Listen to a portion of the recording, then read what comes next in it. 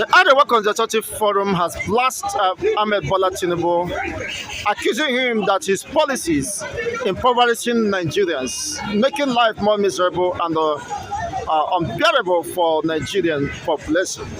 Your take on this development? Now the day is done on them. When they were busy supporting a failed system, they most of them did not have it in mind that the present policy will push them into poverty. Now, why are they lamenting? Why are they lamenting? This is a man who has even approached the World Bank for another 1.7 trillion. And when the money comes now, where will the money go to? The same coffers, the same set of people embezzling the public funds. So I believe that the Arewa Consultative Forum should not be crying because they asked for it and they've got what they asked for. So coming to say that the president is not doing well, most of us that did not follow the president knew that the president will fail because a man who has nothing to offer, definitely there is nothing such man can do to alleviate poverty in the land. Is it that Tinubu has no better policies, or that his policies have been sabotaged? As one of the leader of faith, Papa Deboye, said that when Tinubu removed subsidy, they wanted to sabotage it, to increase it to 10,000. That dollar do not get to 10,000. Nobody is sabotaging any government. It is a failed system. Before you remove subsidy, there are some measures that need to be put in place. You want to remove subsidy. Why don't you plan ahead and then provide everything the people need so that it will not cause havoc in the system. Now, if the president, okay, when the president removes subsidy, if he promised that there will be a federal mass transit across every nook and cranny of the country, that will be positioned in strategic junctions. Now, the president ought to have done that before announcing that subsidy is on. Bring down the food prices in the market. Speak to traders. Okay, this is my plan. Okay, let me start subsidizing food for the people so that this thing will not have multiple effects negative effects on the people. But rather, those ones were not put into consideration. It just announced subsidy is gone, and now that has plunged Nigeria into more hardship as it stands now. It's when he said subsidy is on, some persons were saying, some of his supporters were saying that is the best option, that see the money meant for subsidy is being looted by some individuals. Now, whoever is president announced subsidy is gone, who are those benefiting from this subsidy? The same people in the political circle. Because after since the announcement is gone, they are saved over I think to 20 trillion or so. Now, here is the money. As the president injected the money in our today's economy. Now, if you have saved up to 20 trillion, as he rightly said, his intention was to save money from subsidy. Now, what prompted his incessant borrowing, reckless borrowing upon borrowing? They will continue to borrow for their own selfish interest.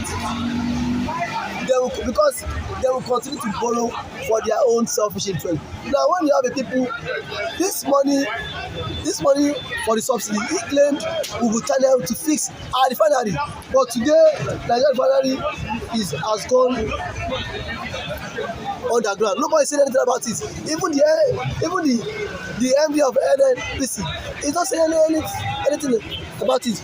And the president know that his policy has pushed over 250 million Nigeria into extreme poverty.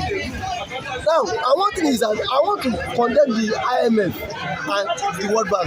They are also a major problem of African countries. You claim that the president's reforms are not working. That was the statement the IMF said. Exactly. Yet the president has approached you for that money. You will still give him the money. For how long can we continue with this the seats. enslaving the entire Nigerian or African masses. The Nigerian people into extreme poverty. The same IMS said that 20 children born in Nigeria risk 25% being impoverished and a shorter life expectancy. The same IMF. That's because Nigerians, those children will not have access to food. People that don't have access to healthcare, clothes, education, then what do you tell for them? That is the way. So I believe the North should not complain because they asked for it and they've gotten it. So coming out to cry, for me, it's medicine after death. And now some girls in the North is being used as sheets and suicide bombers. Very unfortunate, and sex slaves. These are Nigerian children that we are not given any future by the government, not just at the center, but at the state. The North claim to have 19 states, majority, but unfortunately have not galvanized the enormous opportunity at their disposal to better the lot of their own population. Of the North are their leaders. If going by the numbers of people, a tribe that have been privileged to benefit or enjoy from this contraction called One Nigeria, it is from the North. So for them being stagnant till date, that calls for questioning that who those piloting the affairs of that region should be held accountable, because it is either they are the vice president or they are the second. It is either they are the president or they are the second in command. For years, go to the military, go to the custom, go to every sectors. So what are those within the corridors of power? What is their contribution to the development of this region? Nothing. So for them to have kept their people under poverty, it is a deliberate act. And the reason why the government of Nigeria has kept most Nigerians into poverty, it is a deliberate act. So that once build up to election, the government can roll out money, and the money would entice the electorate so that the electorate can vote. Thank God you saw what happened at Ondo State, where 25,000 was being given to people to vote and cook soup. And Nigerians will not turn down the money because of the extreme poverty. I don't blame them. Someone who has not even seen 75,000 for a year, probably for a year or so, and then again, these people are also in the rural area. You know how things might be so difficult in the rural area. Probably you don't have access to good medication, good roads, and everything there is just going down the drain. So I think they weaponize poverty to use it against the Nigerian populace. Is a deliberate act.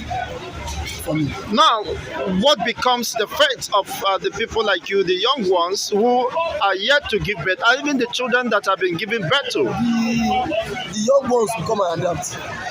That's the system. The young ones, I think sooner or later there will be a revolution that will come and that will bring a drastic change into the country. I am very optimistic because Nigerians have not been pushed to that extreme wall. When Nigerians are being pushed to that extreme wall, Nigerians will revolt, and that drastic revolution we've been yearning for all these years would come into play. Thank you. Thank you once again, Mr. David.